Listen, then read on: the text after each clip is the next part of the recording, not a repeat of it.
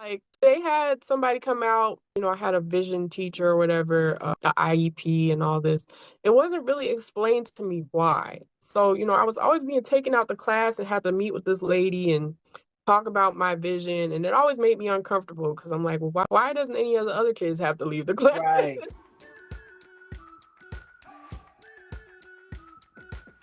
We've been waiting for so long. We've been waiting for this time to begin. We ain't getting any older. I kinda feel a little younger.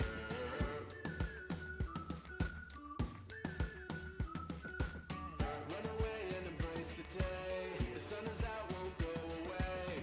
Feel the clouds on your shoulder. Touch the sky, feeling bolder. Going up, going out, going all the way. Going high, yeah, yeah.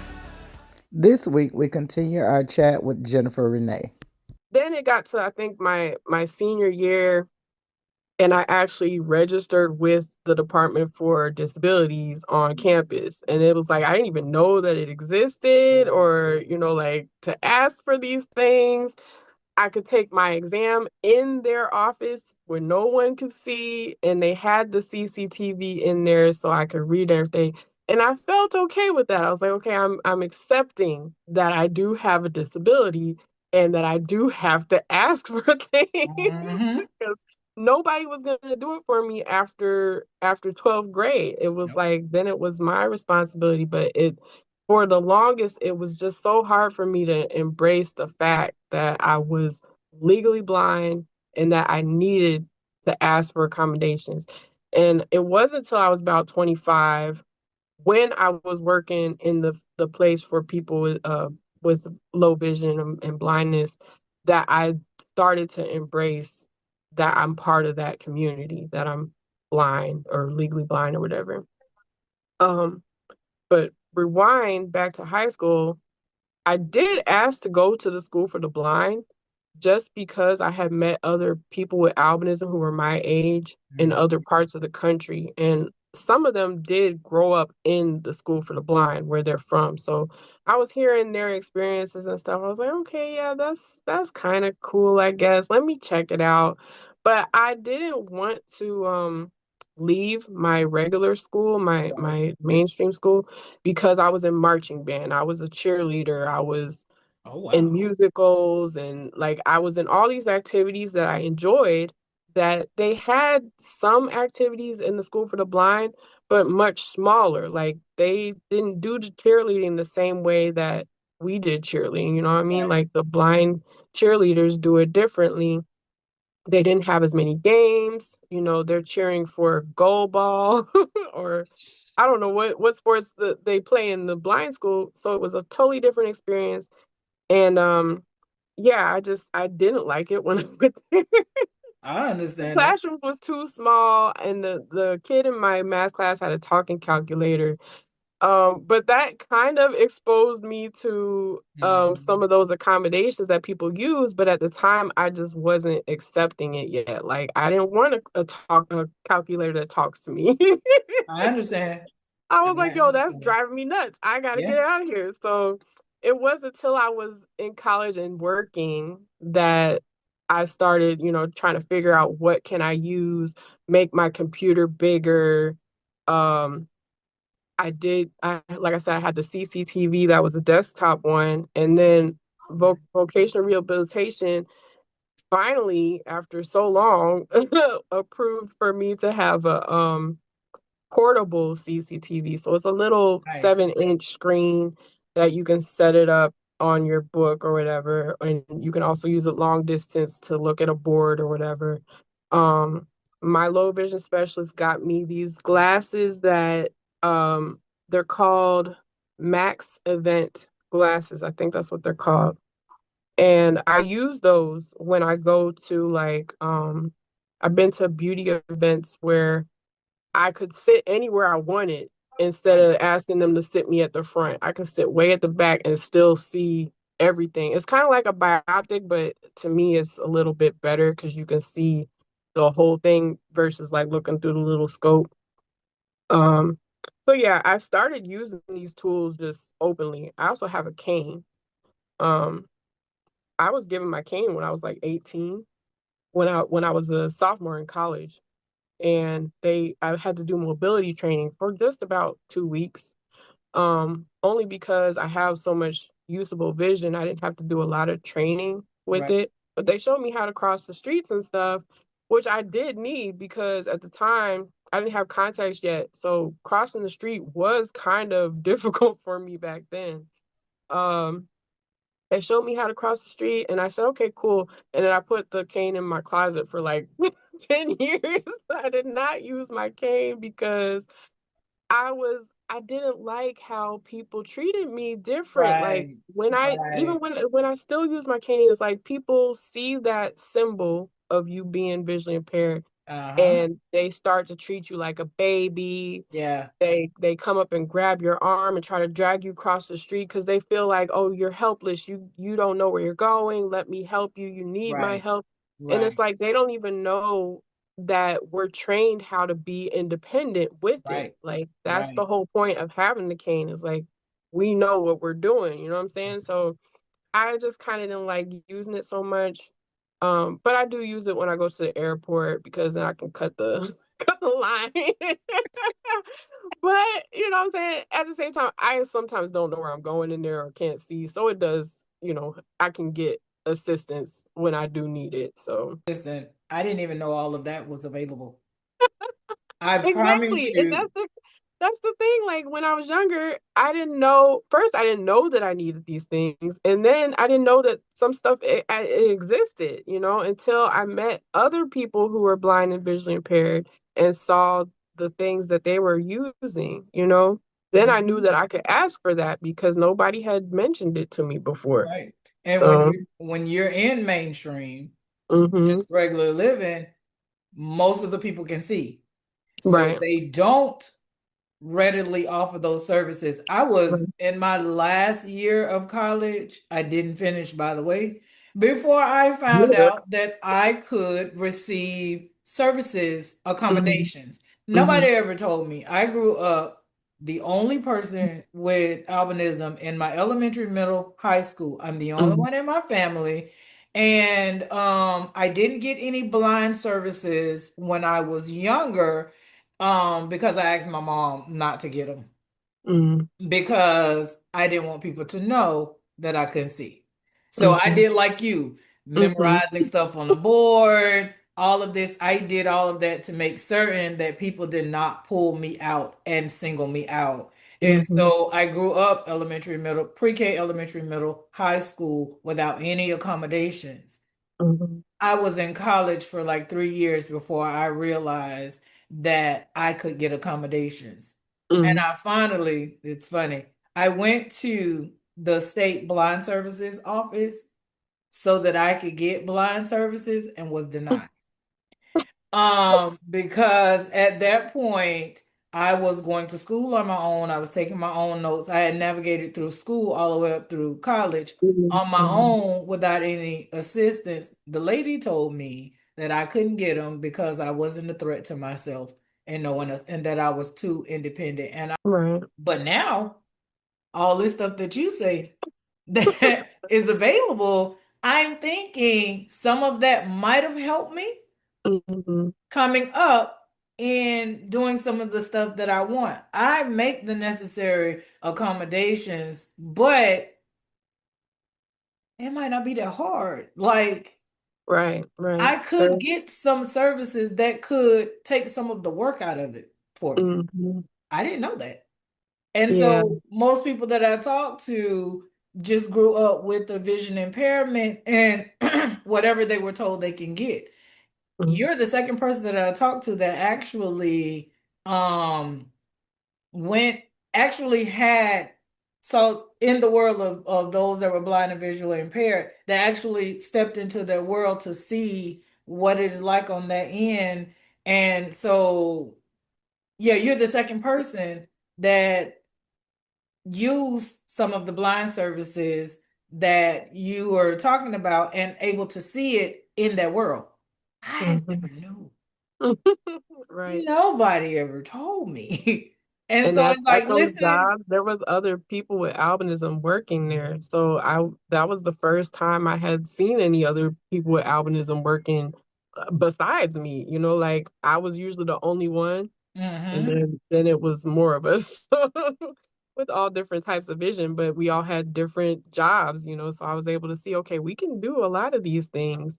So And see, all this time I thought that, we could do whatever we want, but I just thought that, it's just going to take extra courage. yeah, And there are certain things that we can't get assistance with that I never thought. right. Oh, so that yeah, that's another thing because with albinism, we're low vision, so we're kind of like it's this thing, this like scale, where we're kind of just in between sight and no sight. Mm-hmm. So that was something I ran into too. It was like, oh well, you're not legally blind because they told me, oh well, you have your license. We can't provide that if you're driving because you're not supposed to drive if you're legally blind. I was just like, okay, well, which is it? So that was part of the reason I had to give up the privileges because it was it was holding me back from other things that I did need to be able to move forward. So it was kind of like, okay, well, I'm just legally blind then, because now I can actually survive. Mm-hmm. It's like, yeah, I'm driving, but now I need a job. Like, what kind of job can I do? It turns out I learned about a lot of different training programs that are available for blind and visually impaired. You can do completely online. Really? Some of that was not available years ago. And like, I've met people with albinism who are just like, miserable because they don't know how to like they can't get out of their family's home and get a job and get transportation and all this. Like it's a lot of barriers when you're not considered blind or legally Mm-hmm. blind and you don't have the support to figure it out or your family doesn't know what to do when you're not fully sighted enough to be able to drive, and it's like somebody has to drive you around to work. It's just a lot, and so some of them just end up staying at home and I don't know, I guess like doing nothing, but but I've met some of them where they're just like they can't figure it out. They're not in the right cities, because you usually have to be in a major city to have access to a lot of these things. Um, I remember meeting a family in Indiana and they just happened to come to the Indy 500 where I was working, and this girl had albinism and her parents said the doctors told them that she would never be able to go to college because she's legally blind.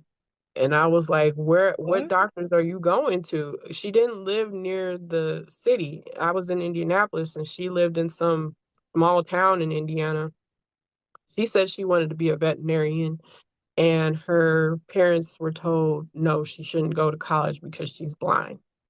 And I was like, but I know blind lawyers and I know blind Right. nurses. You know what I'm saying? Like, what do you mean? I begged them, I said, please come see my eye doctor. Because she could very well become a Yeah. veterinarian if that's what she wanted to do.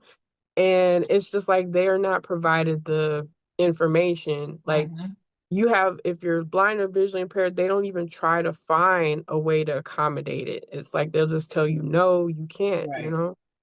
So I'm glad that there's the internet now where we can have more information available to us.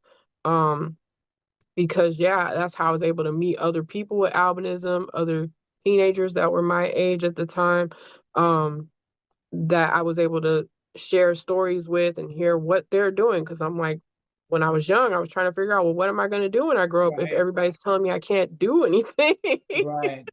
I'm like, well, I can't drive. I can't, like, what kind of job can I do? So then I was able to, what do you call it, be a pen pal with other teenagers and other adults with albinism too. Because I remember talking to some ladies with albinism who were probably maybe 15 years older than me and learning from them, like, because they were working and, some of them were makeup artists and graphic artists and things. Hearing their stories kind of helped me because I was just didn't have any kind of guidance of what Mhm. opportunities to look for, or what possibilities were available to me because everybody was just telling me no. Yeah. Yeah, and that's one of the reasons why I wanted to do the videos so that they can hear it from because I was an adult before I met another albino. Yeah. I didn't grow up around any, and so to hear of all that I would have loved to have been exposed to older albinos who were doing. I didn't grow up feeling like I couldn't do anything because as a child I was determined to be considered normal. And so I did, but one of the reasons why I wanted to do the video too was so that other albinos, adults and children can see that yeah, we out here smashing the game. Like we Mhm. really out here doing stuff. And the limitations are people are going to say what they're going to say. And I found out that a lot of people that are giving us the advice and telling us what we can't do don't really understand what it is like to be, but these are people with great eyesight that say no, you can't do that, and don't really understand us as people and know that we Yeah. can, not only can we, but we're doing it. And I think it's very beneficial to hear from someone who is actually living through it to say, no, no, no, you can do that. You can Yeah. absolutely do that. It was empowering for me when I started looking on Facebook and seeing all these different albinos doing so many other things that opened up my perspective on what I knew you can anybody can do anything that they want to if they put their mind to it, but to actually see other people doing it. Like I watched all of your videos and to see someone with albinism applying makeup, something that I was like, okay, I'm never gonna be able to do that. But understanding that if you can do it, I can do it because you're dealing with some of the same issues that I'm dealing with. And so Mhm. it's like, yeah, I still never cracked the game. Um, but if I wanted to, like Mhm. I used to watch your videos like this, like, how she do that? And it was like, but I think that there's a lot of albinos coming up that needs to see that Mhm. yeah, you can do whatever you want. It's Yeah. you can do Sometimes whatever with you want. accommodations, and I Mhm. think in the albinism community, I think that's something that sometimes frowned on is embracing disability. There's people in the albinism community who are like, don't say I'm disabled, I'm not disabled. Okay, but that's you. You know what I'm saying? But some of us, myself, I identify as being disabled. I identify as having a disability because that gives me access to the resources that I need as a disabled person. Like you can say you're not disabled, but when you do need that large print, you know what I'm saying? That's a disability. You know what I'm saying? Like that's just the facts of it. But there's stigma, with being disabled. And Mhm. now we have Disability Pride Month and people are embracing disabilities, but I just feel really um it's just a weird feeling to hear other people with albinism talk down about disabled people because they don't want to be associated with it. And they don't want albinism to be labeled as a disability. And the thing is, it's a spectrum just like any other Right, condition. It's like right. you could have like my sister has spina bifida and she can't walk, but there's people with spina bifida who are able to walk Mhm. or with crutches or whatever, or they just have a different it's just different in their body than the next person with the same condition. You get what I'm saying? So like some of us have better eyesight. Like I said, the girl had 20/20 vision. I know another person with albinism who has 20/40 vision and he drives a truck. He's a professional truck driver. Um, and then some of my friends with albinism, they need a guide dog. They need a cane, and for the other people with albinism, oh, I'm not disabled. Don't say I'm disabled. Don't say albinism is a disability. Okay, it's not a disability for you. but it can be a disability for some. So it's Mhm. okay. Mhm. You know what I'm saying? Like, don't talk down about it, because now you're talking about your fellow person with albinism who does need accommodations and extra time on their test and large print books. You know what I'm saying? Mhm. Like that, and Yeah. those resources are there for those people who need them. There's no shame in it. I used to feel ashamed, Yeah, but then I I know the realized feeling. being ashamed of it was actually holding me back. It Yep. took me extra years to get things done that I could have got done if I had actually embraced those resources that were available to me that whole time. But Yes. I just was embarrassed and didn't want nobody to see me as being disabled or needing these things. But look, if you want if you want to make things happen, sometimes you gotta accept Exactly. it. So Exactly. And I understand that because I didn't use them. I didn't know about them, but I wish I would have. me Oh, I too. wish I would have because life is hard when you're trying when it's there in place for you to use. Mhm. And you make the decision not to use it because you don't You're want trying to to be prove that labeled. point, like, I can do it Right. It anyway. just makes life harder. Yeah. The accommodations that I know I can get, I make Mhm. certain that I use Mhm. because it's just gonna make life easier. There Mhm. is no award you get for being the strongest, most resilient. Like there is Right. no Sometimes like, reward for it. I'll show them I can do this. I don't need Right. none of that. Like, oh, I'll show them I'm normal. This is the thing, was being normal. But Right. albinism is normal, It's normal. it's normal, and you might need accommodations. So that's That just what part. it is. And when I talk to people, I tell them the one thing I do is I'm now, when I was younger, I wasn't, but now I'm vocal about what I need. Okay. I'm vocal Yes. about Yes. the accommodations that I need. And I have learned as I embraced it to not be afraid to ask. Hmm. And then I've learned that when you ask, people are more apt to help when they are accommodating versus you acting like you can't do Right. And anything. then they're trying to size you up, like, well, why is she looking so close at that? And Right. why is she why she can't do this way? And then it's like, well, if Right. they ask me, then I gotta explain, oh, I'm legally blind, by the way. And then they used to say, oh, but you got glasses. You need better glasses. Yeah. And I said, no, I don't think you understand what legally Right. blind means, Like, should. well, actually, Michael, the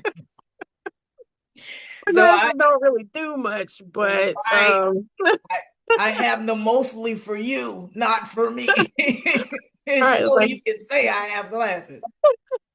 But I learned to use all the resources that mhm, I know about. Now I'm going to look into some other ones because you done gave me some other ones. But I yeah. learned to use those accommodations to make my life easier. Hmm.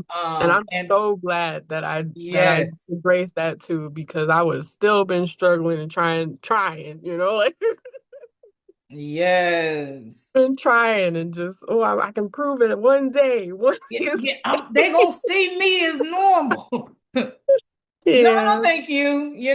As you get older, life is way too hard to be trying to prove all the time. Hmm. No, good. I can use that accommodation that you gave me. It'll Yeah. work. And at the end of the day, it is your own success that you're hindering, not theirs. Right. You So know it's what like, helped me a lot, and I don't know if they still have this course available, but the Hadley School for the Blind, shout out to them because I won their business competition. Well, I was a finalist of the business competition. They gave me a nice amount of money for my business. okay. But yeah, so they used to have on the website was you could enroll in courses where they send you the books, a large print book correspondence and or in braille if you need a braille.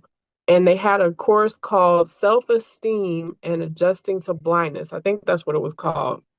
When I read that book, I realized how much I was holding myself back because of that ego and pride and Mhm, just feeling shame of needing things. And just reading the stories of the people with blindness who accepted their blindness when mhm. they were an infant, like like they never struggled with it. And then I've met people who went blind later in their life. Mhm. Um, I remember a story that it was a man who was in his 50s.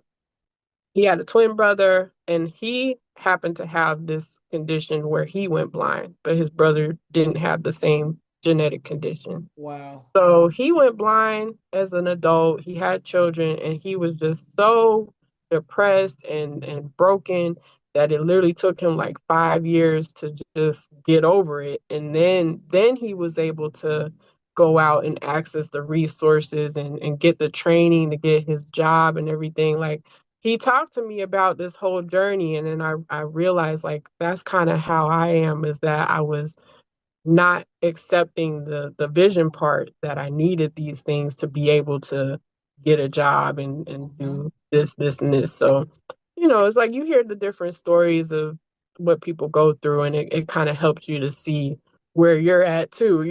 Mhm. So, Mhm. And your journey, just listening to your story has helped me see. And I absolutely love it. Now, I have one final question for you, which I ask everyone before they get off, because, like I say, we have the same condition, but our stories are always vastly different. Mhm, And you have helped me to embrace even further, and I have embraced to embrace the. I was one of those who was like, "Don't label me as disabled." But you gave me a whole different look on it. And mhm, I like it. And I think that once we embrace that part, that it's not a negative connotation to mhm, being disabled. And if you embrace it, it does help. I like that spin on it. I like your perspective on it. It's different from mine. I'm going to change my perspective to your perspective because that's what oh, this is about. It's about learning and growing. mhm, And so yeah, from today on, I'll look at it different mhm. because I've talked to you, you have a different perspective on it. So I enjoy talking to you. My last question is, if you had one thing about albinism that you wanted the world to know, what would it be? Oh gee, I've been asked this question before. I'm trying to think what did I say before? I don't know, because it's like as I experience things, and it's like things I used to feel, I don't feel that, and um well, just like you said, is that we're not all the same, and we do have different experiences, different perspectives. Um and that people should get to know us individually. Um, Or what do you want people to know about the like uninitial meeting a person with albinism? oh, okay. So with that is just not to judge, like they might be curious about our eyes moving or us looking close at something, and I would say to not judge and get to know that person and um understand that they may have some visual differences that or needing to be able to look closer or however adjust with their vision, to not judge their abilities based on those things that you're able to observe in them, is like not judge them, because yes, we might have vision difficulties, but we're also very capable of doing a lot of things Mm-hmm. just as good as anyone else, and sometimes Mm-hmm. it might require adjusting things a little bit, but we figure out the ways. Yes, ma'am. So Yes, ma'am. yeah, Well, I sorry thank for you. my long winding tangent, because it's like I don't know, I'm still in this mode where I'm like trying to figure out how I feel about all these things that I see online lately. It's a lot. It's Mhm. a lot, and it gets your mind to thinking. Some of the stuff that I've seen, I'm like, okay, I haven't experienced that. I don't really know the point of view of it. Mhm. And some of the stuff I dismiss because it's like, okay, I'm not there. I'm that. And I understand that everybody has a different perspective, and I think it's all about your experiences and your point of view and what's important to you about life and coping is not important to me because we have different experiences. Right. And so I just chalk it up as they got a different experience from me, and not necessarily their perspective is wrong. It's just different from mine Yeah. because for me, like I grew up being the only albino, so they might have grown up with others or had access. Like you Yeah. said, you've met different albinos, so I haven't had that. Yeah. I've met more online than Hmm. I have in person, and I'm Yeah. 50. You, And yeah. so and talking to them is a whole different because yeah, albinos that I've encountered in my adulthood Hmm. um are not very approachable. Hmm. And so even with seeing if I happen to see another albino in the same space with me, which I Hmm. didn't when I was younger, but growing up as an adult, I've seen more albinos in the same space. But I don't know what their experiences is with albinism. Hmm. And so they're not they don't want to be approached. And Hmm. I get it. Because you don't know what their experiences is, but it's cool to talk to people who have different experiences with it. I met Hmm. one guy who was okay with being approached. Everybody else, I'm like, I don't walk up to you because Yeah. they used to aggravate me when people walk up to me just Yeah. all of a sudden like I'm, oh my God, I got a cousin that's albino. Great. We're not a special race of people. And I used to, and I understand, and plus, I'm not the type of person to walk up to people Hmm. anyways. But when I see another albino, I struggle with whether or not I should walk up and talk to them or whether or Hmm. not I should not. Hmm. And most often than not, their expression is like, please don't walk up to me. And so then That's I one don't. girl, and she told me she didn't have albinism, and I was confused because I don't know if she was in denial or if she literally didn't have albinism or if she was joking with me because I had asked her, and I was just like, I don't know. I think there's some people out here that's been lied to because they say they don't have albinism, but they have all the characteristics of albinism. Right, right. So, and I was And told I didn't have albinism.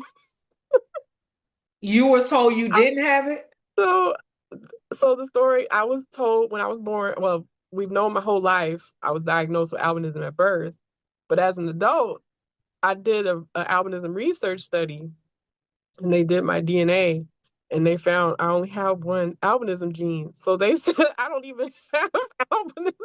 What? They said I'm a carrier, and I'm not supposed to have albinism Oh. um, because I only have the one gene, and typically you need two. Mhm. And we know it's from my mom's side. My dad's side, we don't, there's nobody on that side. So it kind of made sense because we were like, we don't even know anyone on my dad's side that have it. But I always assumed it was both parents Mhm. that I got the gene from. It's just my mom. And her father has four cousins with albinism. Um, they said they found I have a variant gene. It's not even an albinism gene, it's just some random variant that they said 20% of the population has, but they don't know why they think it's interacting with my albinism gene. They don't What? understand it. Like there's no study on it. There's a bunch of different variants that a few of them they have studied, but the one that I have, they don't really have no like research on it. So I was just like, okay, what does that mean? Right. I clearly have So autism, and so yeah, I mean, I still say I have albinism because they basically said I genetically don't have it, but clinically, since I have all the characteristics of it, I'm diagnosed with it. So they just can't explain it genetically because there's no reason why I should have it. Well, I'm just like, okay, oh, okay. All yeah, right. Well, that that was news to me because I was like, where are you?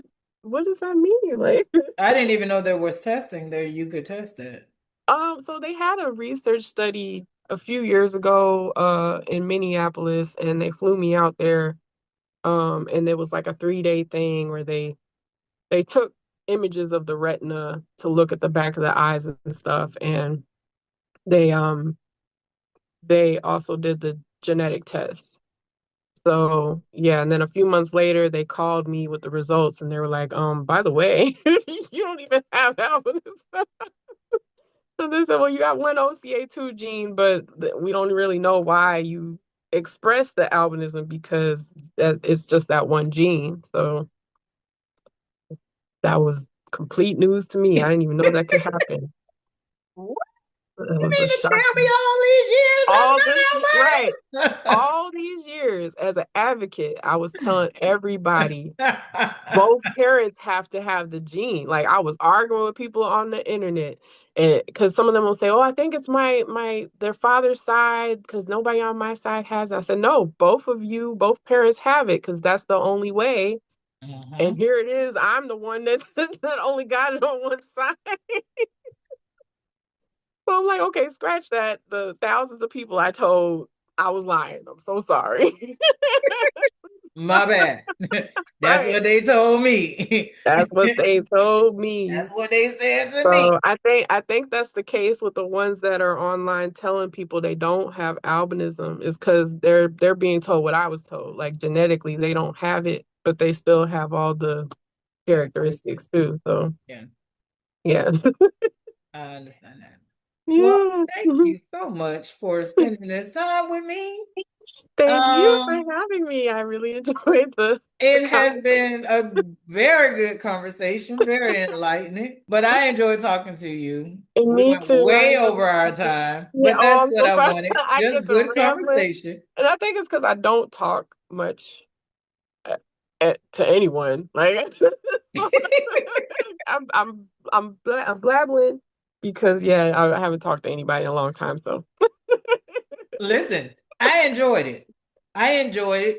It's a great perspective on albinism, and it's a great perspective on the disability part of it. And okay. you've given us a whole lot of things to look into. Okay? You have taken away the stigma for the services that some of them I didn't go after or look up because I didn't want them to label me as disabled. Mm-hmm. And that was one of the things that when I was younger, that I asked my mom not to get disability services because I didn't want people to think that I couldn't do certain Mm-hmm. things. So hindsight is always 2020. And so Right, right. now that I'm 50, I'm thinking there are certain obstacles that I probably wouldn't have had to jump over had Mm-hmm. I embraced it when I was younger. Right. Not that it made me different or it limited me in my abilities, but that it would offer me services that probably would have made my life a little bit easier growing up. I did everything the hard way. Yeah, me too. Yeah. I Because totally get I didn't want anyone to label me. And right. Disabled, it's like it doesn't mean that you can't do. It just means you might be able to do it a different way. That's how I right. see it. It's like you can still do things, but it's just gonna be a different way than how most people are able to do it. That's And just how it is. that's yeah, but that is how I viewed albinism. hmm So like hmm you just gave the definition from for disability. It's the hmm same definition that I had Right, for exactly. albinism. You can do whatever you want, you just have to do it a different way. hmm But because of the negative stereotype with being disabled, I did hmm not want to be Right. labeled disabled. But hmm in actuality, yeah, and it's just basically saying that you do need the accommodations and you do need the service. It doesn't take away from your ability. It's Right. just that you may need assistance in certain areas. You might not hmm need all of the services, Right, but some of the exactly. services can be helpful. And I wish, oh my God, I wish I would have grown up before now. so, Great. so thank you. I hope you enjoy the rest of your evening. You too. Have a good one. You too. Bye. Bye. We've come to the end of another episode of Hi, my name is, and I'm a person with albinism. Thank y'all so much for tuning in. Thank you for taking time to learn a little bit more about albinism and the people that live with it. Tune in next week so that we can explore the world of albinism through yet another beautiful PWA. Don't forget to hit that notification bell so that you won't miss next week's episode. See y'all next week. Love y'all.